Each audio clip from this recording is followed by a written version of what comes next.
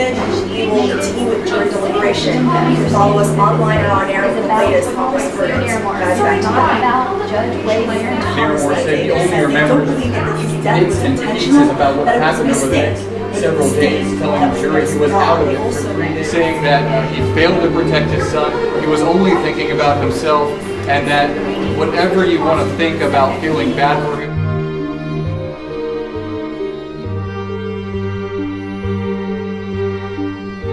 We are rolling. You were saying that there was some frustration about the prosecution. Well, you'd asked me about the way that they attacked Mr. Naramore in closing, and we have some serious concerns and questions about the conduct of the prosecuting attorney's office from the beginning of this case right through this closing argument. I have some serious reservations, some serious questions about the moral compass that these people are operating under from the top of that office down. They haven't conducted themselves in what I consider to be a morally appropriate way or an ethically appropriate way this entire time, and that closing statement was the icing on the cake. How dare they? There's no evidence that Wade Naramore put himself first ever, that he did anything intentionally, or that he knew that child was in the car. That was crystal clear. And to say that, and the way that it was stated in closing, I think is reprehensible. I don't think that we should tolerate that as a community. What's fair is fair, and you have a job to do. You prosecute people, you ask a jury to decide if there was a violation of the law. But you don't mistake facts. You just don't do that. That's not ethical, that's not proper. And you don't make suggestions like she just made that defy the evidence and defy common sense and are just plain cruel. That's what that was cruel.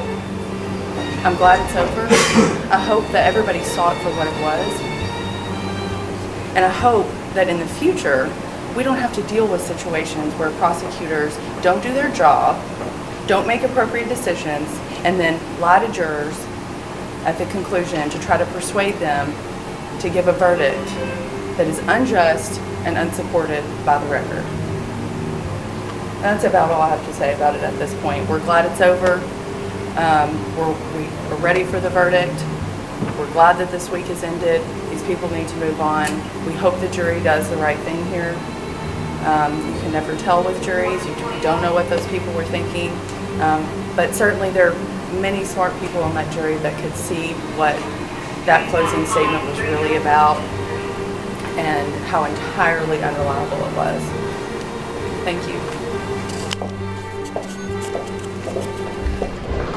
Can you tell me your reaction to the deal? Just very expensive times. Please pray for my son. Absolutely.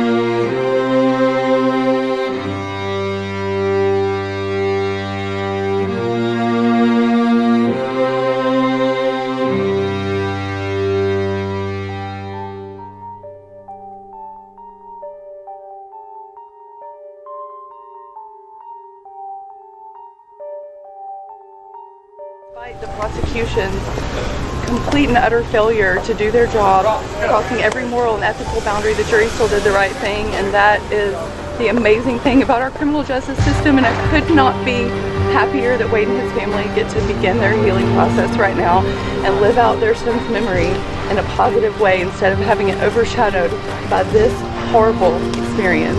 A lot of back and forth with the jury, not knowing if the majority was guilty or not guilty. How did you stick it out to not call mistrial or come back at a later date, reschedule? How'd you stick it out? Because after that trial, there was no way that 10 people in 30 minutes were ready to come back and convict him. There was no way. The evidence just did not support that. And I felt, and Patrick felt, that there were jurors who were conveyed that through their demeanor throughout the trial. I don't think anybody sat through that trial and thought at the end, oh yes, he needs to be convicted of a crime. I mean, it just wasn't there. How are you feeling when that not guilty verdict came down, give me your first emotion. God, I'm so glad for Wade and Ashley. I know how much they need to go home and spend time with their family and begin to heal, and I'm just grateful. I'm just grateful to the jury, and I thank God that we had a good jury that was thoughtful and careful and did the right thing. Thank you so much. Have a good day.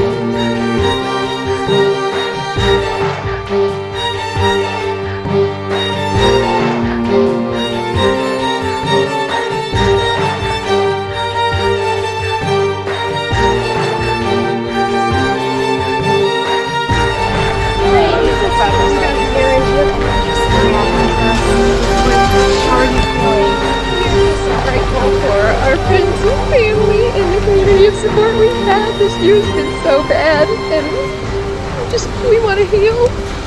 What are you guys gonna do next?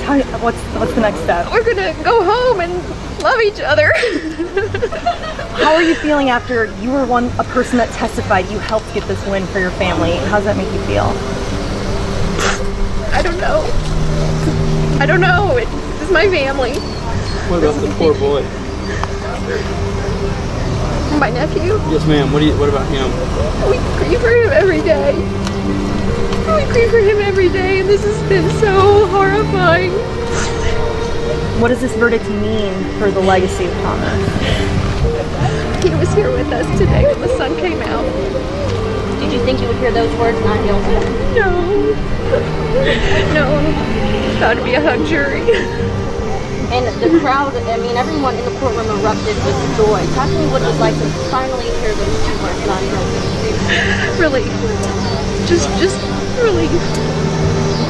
We'll go home and love on your family. Thank you you so much for your time. All right, how are you feeling right now after getting the not guilty verdict come down for Wade and Ashley? Well, you see my face. I'm elated. The right thing was done. And when the verdict was read, I surprised myself. I'm pumping my fist and cheering. So I wasn't expecting that, but that's what I did. And that's how I feel.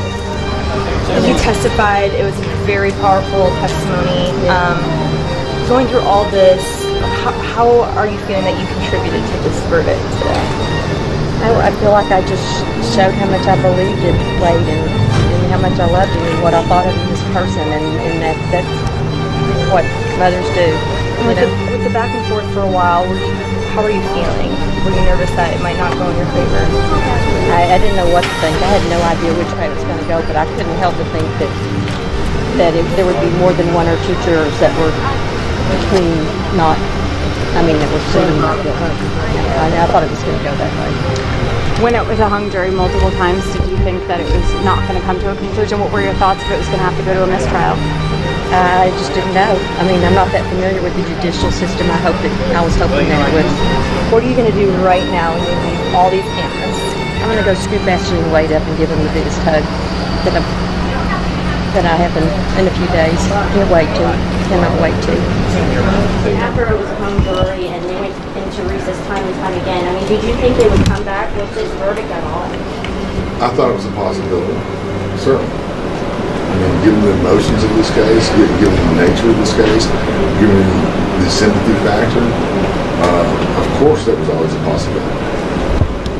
Maybe this has already been asked, sorry, but were you guys surprised by that verdict? I mean, your closing argument, pretty solid. Were you surprised that it was not guilty? Once again, no, I was not surprised, given the amount of sympathy for this man and what he's gone through since this. The trial was not about sympathy, or should not. It was about the facts. And of course, jurors are human beings, so everybody else. And it's natural to have sympathy for somebody who's lost their child. So, no, I'm not shocked. Do you feel like you ever had a fair shake in this trial? I know you were brought in as a special prosecutor.